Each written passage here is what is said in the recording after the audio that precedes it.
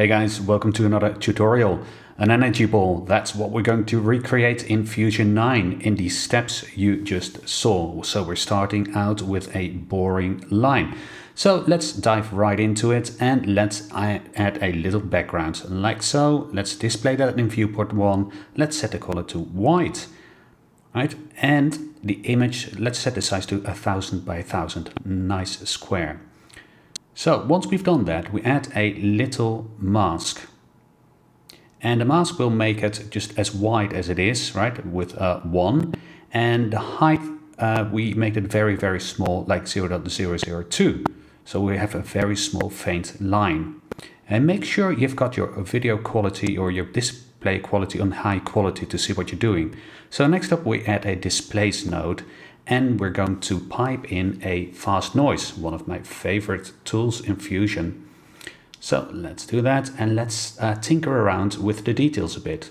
Let's set it to discontinuous, pop in some more detail, and of course let's actually display the fast noise in viewport 2. We add a bit of contrast, play around with the brightness a bit, and we need to up the scale a bit as well, quite a bit to 35. And let's also set a seed rate so that we've got a bit of animation, because we want the line to move ultimately. Okay, so let's see. We don't see anything happening. So what's happening, what we need to do basically is offset the center. So if we drag it down, so it means basically offsetting it on the y-axis, you see that things start happening. So if we play it again now, we see some electricity. You may have seen this in one of my earlier tutorials. So I want to have some more erratic movement. To that end, I'm going to animate or actually set a perturb modifier to the contrast. So let's go into the modifier settings and crank up the strength a bit to 5 and the wobble and speed. And if we play it now, you see this nice erratic movement, much more akin to electricity. What I do notice, however, is that it goes out a bit much. So I want to really decrease the offset a bit. So let's do that. Something like maybe 0.4, around that, and that looks actually a lot better. So if we play it again, yeah, you've got that erratic movement, but it doesn't go over the top. Now let's use a coordinate space node to turn this nice little line in a nice little circle. So let's set the setting to polar to rectangular. So that looks quite nice, but I want to have some more bigger movement. So let's proceed with another displace node. And again, we will feed in another fast noise, but the settings will be slightly different to give that sort of bigger movement. So let's tweak the settings a bit. Let's start with the contrast and up that a bit, and once we've done that, like so, increase the scale a bit, but not too much, maybe something like this, and you can see already a nice big movement. And let's of course also set a seed rate, like so. Okay, so you can see these larger type of movements in there. So you've got on the one hand the first displace that gives the small movement, and then the larger one, the second displace giving the larger movement. I'm adding a bit more detail here to get a more sort of electricity look again. And I think for now, maybe tweaking the contrast a tiny bit. And yeah, that is looking quite good. So let's give a final tweak to the contrast, dialing it down a tiny bit, and then let's proceed with a duplicate node, because I want to have 2 circles, because 2 is better than 1. And at first you can't quite see anything yet because everything is identical, but let's add a time offset of 5. There you go, you can see something, but let's also change the angle a bit, like we're rotating the circle in essence. Okay, so that looks quite good, but let's also decrease the size a bit to something like 0.98. And then you've got these nice sort of intersecting circles, giving even more of that electricity look. Now this looks great, but it's missing something. It's missing these tiny little sparks. Right, so to do that, to add those, we'll add an erode dilate node and we really crank it up to something like 0.02. Now, at first, you may think that looks rubbish, and you'd be right. So we've set it to linear, so that's good, but we need to limit it somewhat. And therefore, we're going to add in a fast noise into the effect mask, really limiting it somewhat, the effect. Right? So we crank up the detail, set it to discontinuous, inverted, and right, increase the contrast a bit, decreasing the brightness. And now we really want to do it until you can barely see it, because it needs to be a bit of a subtle effect, and especially since later on we're going to add the soft glow. So let's set a seethe rate of 0.15 and let's have a little look. Alright, my computer is being a bit slow again. That's looking pretty good. Yeah, just catching up a bit. Yeah, and that is looking quite good. I am happy with this for now. We may come back later and adjust it a bit, but for now let's add a color corrector. Right, and then we'll dial in a bit of blue. Or any color of your liking, of course. I don't know why I always choose blue. Maybe it looks science fiction-y. We crank up the saturation a tiny bit. Can you adjust the gamma? Really a tad. And then our soft glow. Add it in there. Display it also on viewport 2. And let's increase the threshold a bit. And maybe adjust the glow size. It's always a bit of tweaking until you get the right look, of course. And your preference may differ as well. But I'm not really happy with the little bits. So what I'm going to do is I'm going to adjust the brightness a bit. Right, so that they're barely visible, the little sparks. Contrast maybe even a bit higher. Actually, that was a bit too high. Let's dial it down a bit, and I want to have a bit more scale there. Increase that, and that looks better, but I want to do a bit more. Let's add in another fast noise. So we pipe that into the first one, and that will create a merge node, and let's display that. Now, and the merge will display in viewport 1, and let's set the operator to in. So now we'll tweak the settings of the second fast noise, and let's also crank up the scale there. And yeah, that is looking good. It's subtle, but it definitely makes a difference. What I just realized though is that the fast noise nodes, all of them, the image size, I didn't set them to a square size like 1000 by 1000. Now it's not absolutely necessary, but will change the feel a bit, and also it will increase the performance a bit, because effectively you're working with a smaller input size. So for all the fast noise nodes, I'm just changing it now to 1000 by 1000. Should have done that up front, but hey ho. And that's the last one. Bang, done. So that's looking good. What I just realized is that the second fast noise, I didn't set a seethe rate for that. So let's do that, set it to 0.15 as well.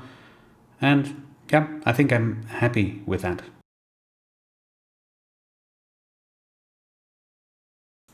And maybe a final few tweaks to the soft glow. Let's up the gain a bit, glow size. As you can see, I'm just playing around until I see a look that I like. It's not an exact science.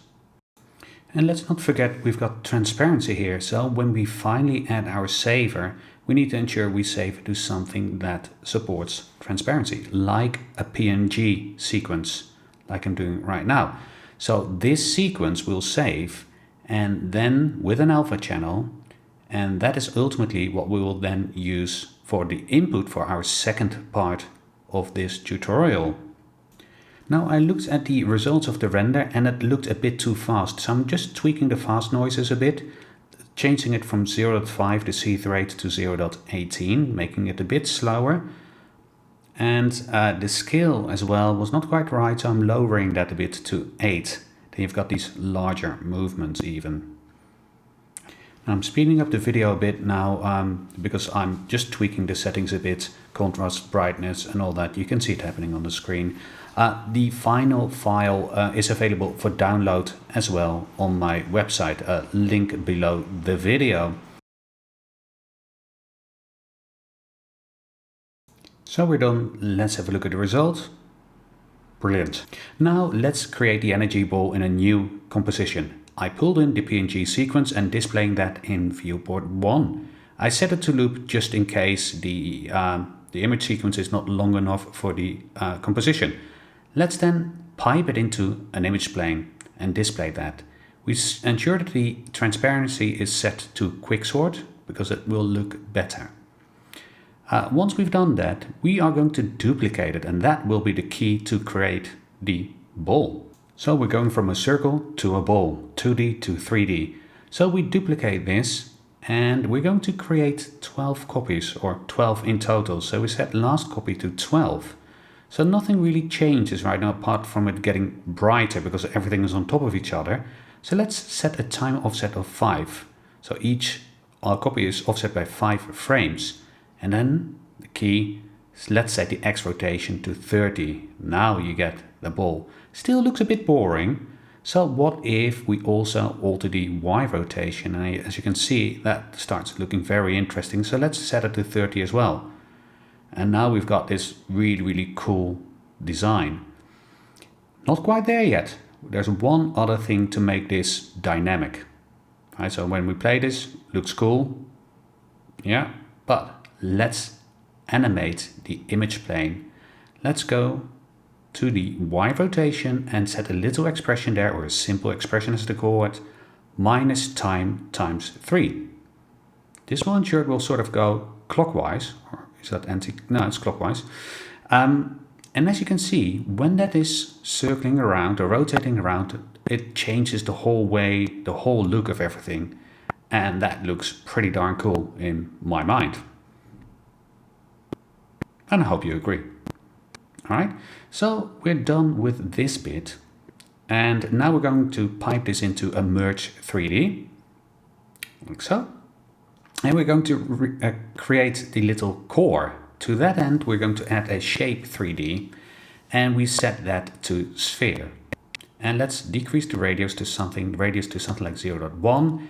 And we also need to increase the subdivision because we're going to displace it. There we go.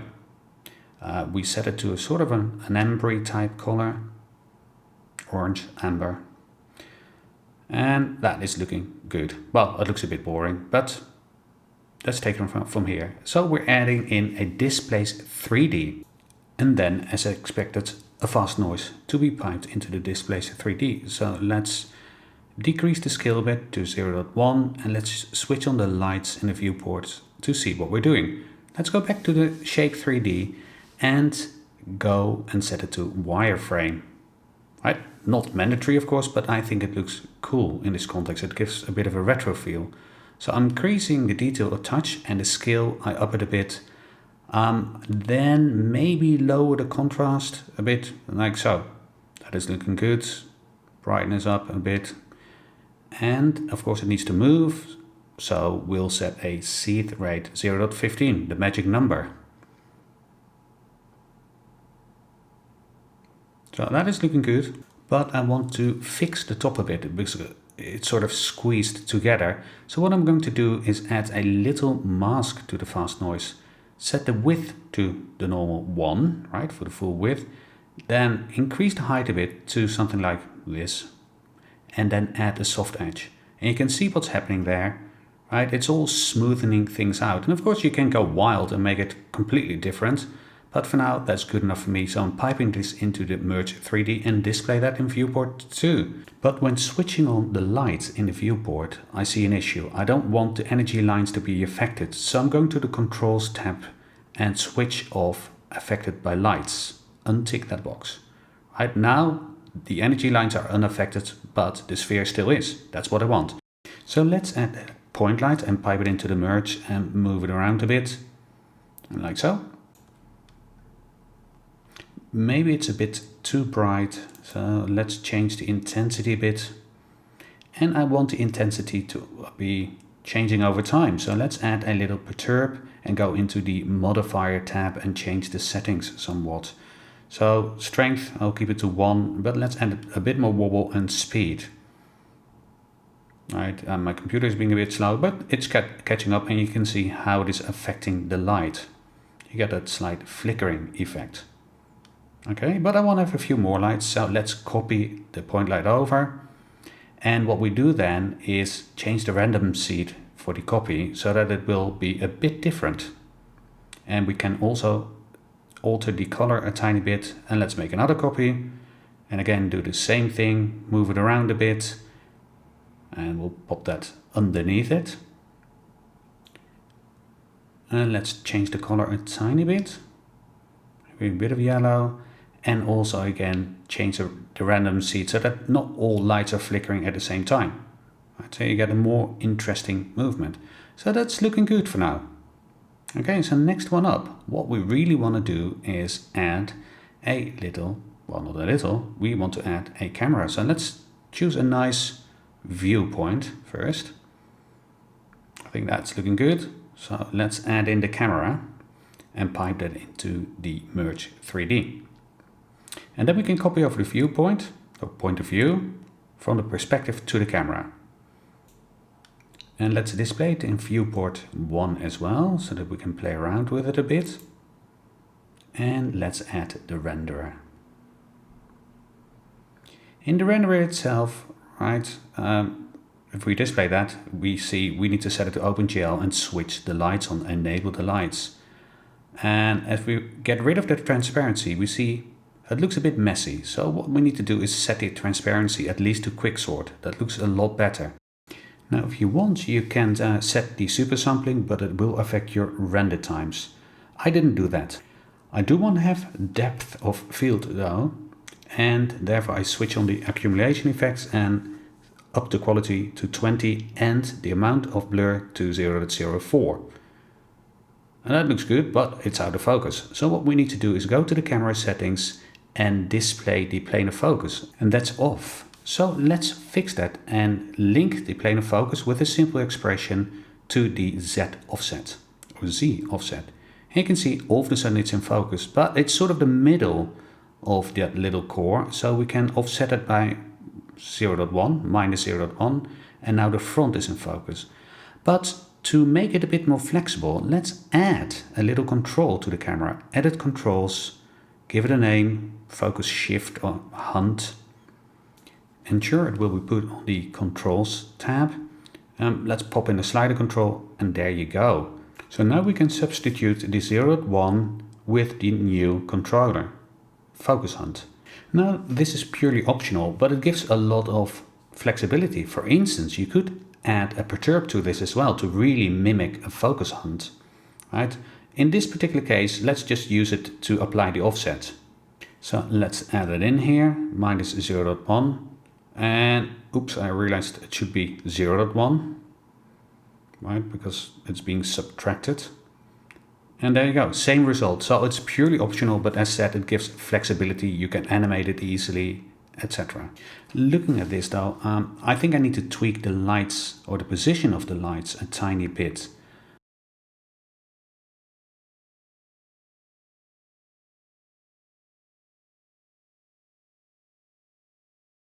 Now finally, let's add a soft glow to the output.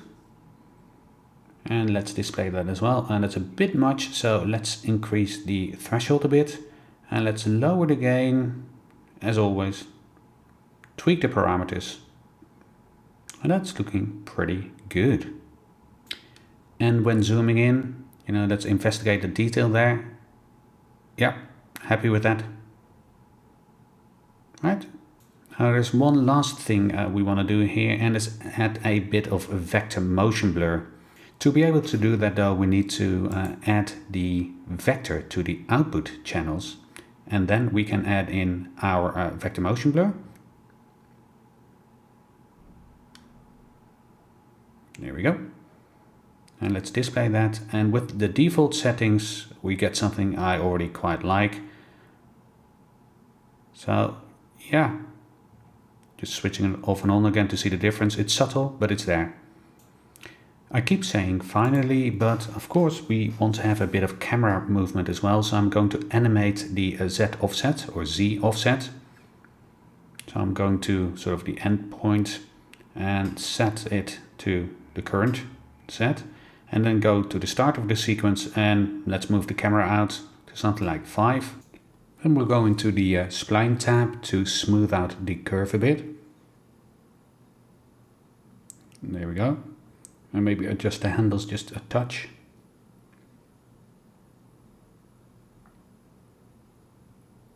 Right, something like that.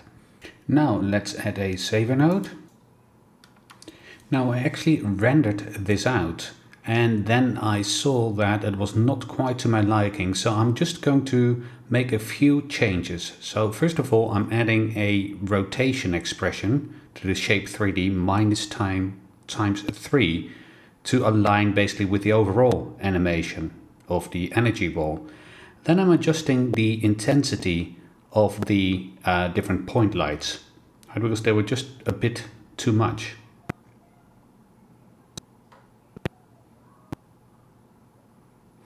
I also noticed that the animation I did was really crappy. So I'm just adjusting that to make it all a bit faster coming in. I also noticed that the inner core was a bit big, so I'm adjusting the radius a tad. And also the light placement was not optimal, so I'm just adjusting that right now.